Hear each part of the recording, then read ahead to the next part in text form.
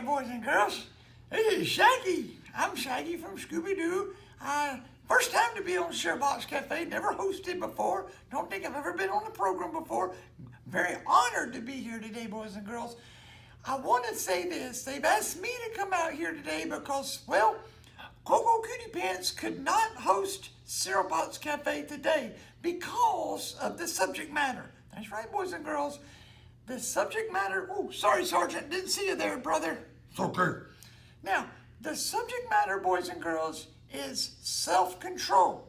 And boys and girls, you know that, well, Coco Cutie Pants doesn't exercise self-control. We all seen it happen with Snoopy. You've seen it. I know, little hula girl, you've seen it. Boys and girls, Coco will throw people around. She kicks people. She slaps people. She throws things. She does not exhibit good self-control. So, this is Shaggy with Sherbox Cafe. Everything you always want to know about the Bible in a box of cereal.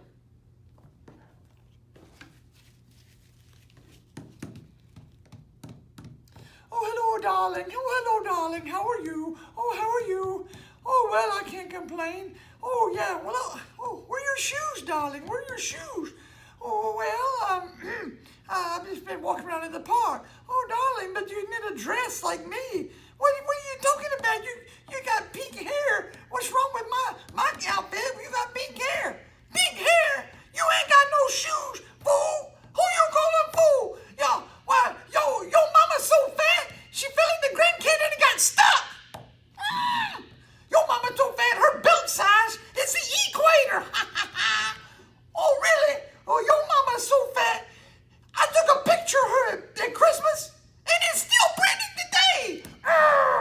I'll tell you what, your mama's so fat, she was at the beach and the whales swam to her singing, "We are family." Let me tell you what, your mama's so fat that when she walks home from work, her belly button gets home 15 minutes before the rest of her.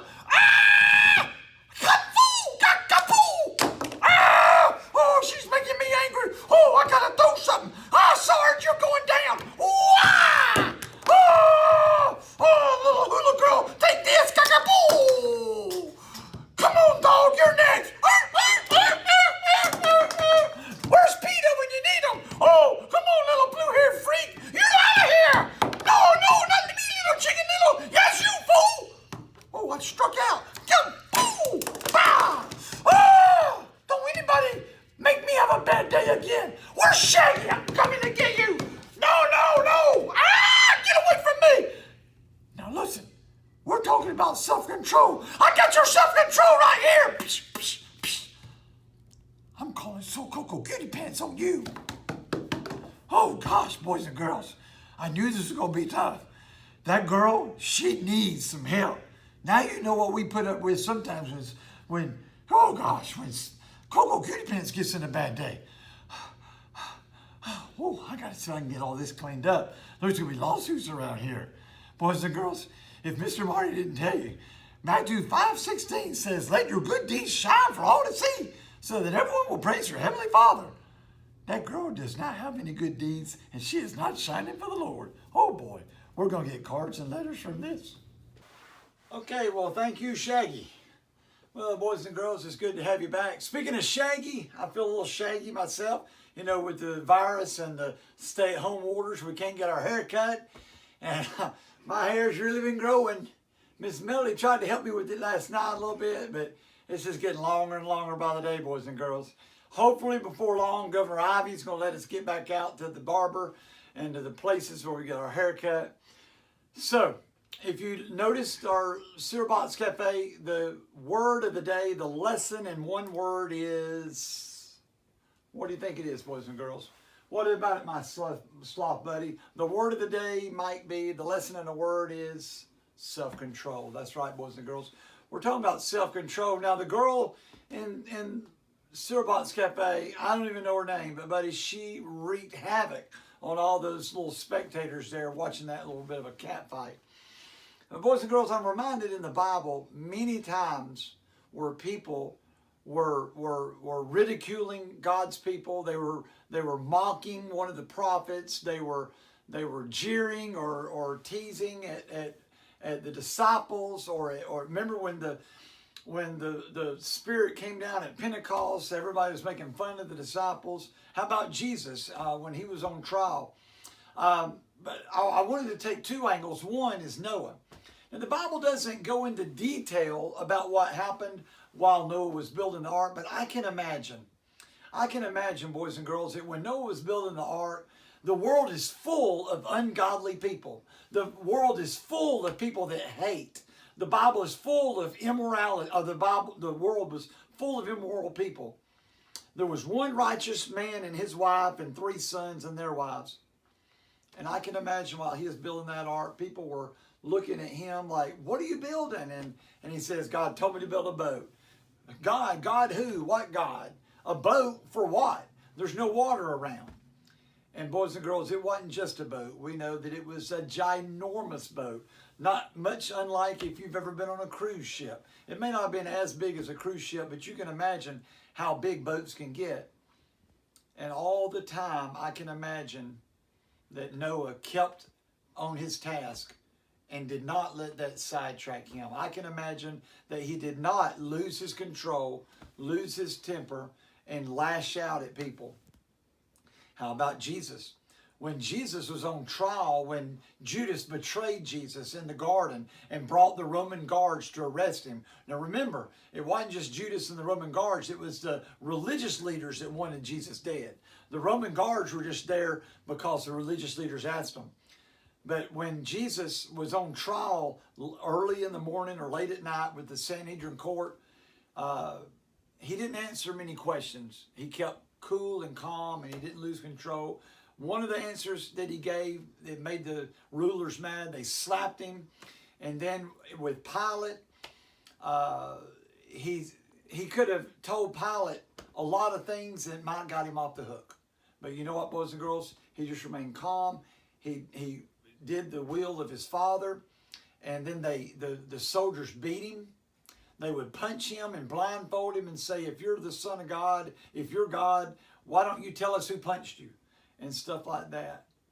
But boys and girls, Jesus exercised the best self-control. And we're reminded in Philippians chapter 1 to do the same. We are reminded to imitate Jesus and his self-control.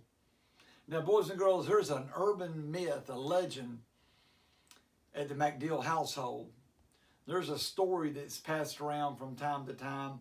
I don't know if there's any credence to it at all, boys and girls, but some allege that one time Mr. Marty lost his self-control. And, well, what they say is that Mr. Marty threw a pet across the room. Now, boys and girls, that's a vicious accusation and a rumor that you just should not say about a person. I hope that I would not have ever done anything like that. And sometimes people can just make up lies and rumors. But boys and girls, I wanted to tell you this. It takes a lot of effort. It takes a lot of effort to use self-control. It doesn't come easy. It takes work. Just like our memory verse for this time. It's not easy to remember, but the motions help you. I'm sure some of you know what book of the Bible it's from. The book is what? Yes, Matthew. What chapter? Good. Chapter 5. What verse? 16. Good. Remember, we gave out the wrong information about that the other day and had to correct it.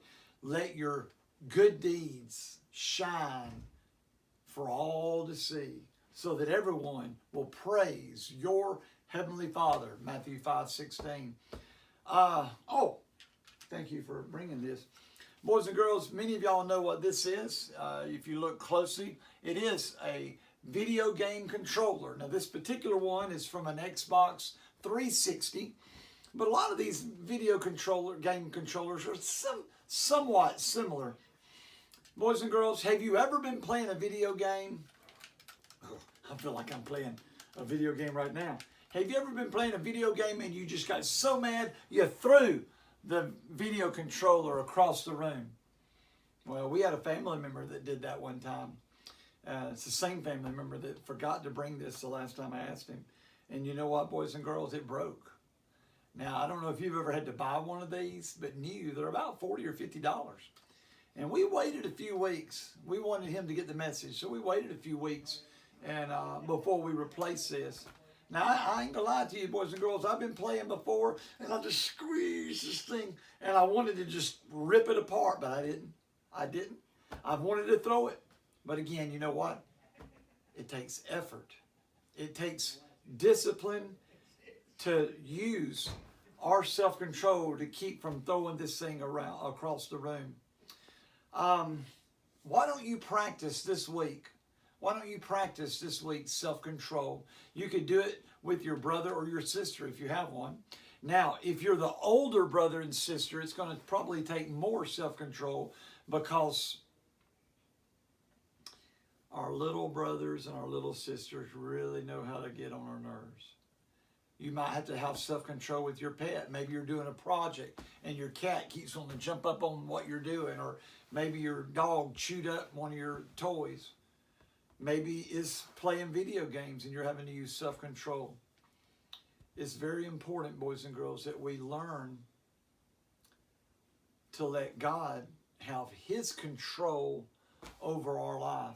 Let's see, in self-control, in the Fruit of the Spirit song, we sing it on church on Sundays a lot. The fruit of the Spirit's not a watermelon. Watermelon. The fruit of the Spirit's not a coconut. The fruit of the Spirit's not a cherry. It's not a cherry. How does it go? The fruit of the stop. The fruit of the Spirit is love, joy, peace, patience, kindness, goodness, faithfulness, gentleness, and Taco Bell. Long way. Love, joy, peace, patience, kindness, goodness, faithfulness, gentleness, and It's a Taco Bell? No. Love, joy, peace, patience, kindness, goodness, faithfulness, gentleness, and self-control. We've got it. It's right there, boys and girls. But it's easier to sing that song than it is to live in self-control. Before you leave, boys and girls, please have your parents sign you up for kids camp. The dates are the third weekend in July, the 17th to the 19th. Right now, you can get in probably for about $30 a spot. It may go to $40 or $50, but we're believing we can get you in for $30. Boys and girls, look, don't wait until the president says, all right, if you live in Alabama, you can go to kids camp now. Don't wait for Governor Ivey to say, any of you that go to church with Mr. Marty can go to kids camp now. Go ahead and sign up. If we can't have it, we'll give you all your money back. Until next time, I hope you get a haircut, and I hope to see you Sunday at 5. Some of the kids have been taking notes of these lessons, and then while they're doing the question and answer time, they can look at their notes for reference. The boys have won 2, the girls have won 1, and there's been 1 tie. Until next time, I hope to get a haircut. See you later.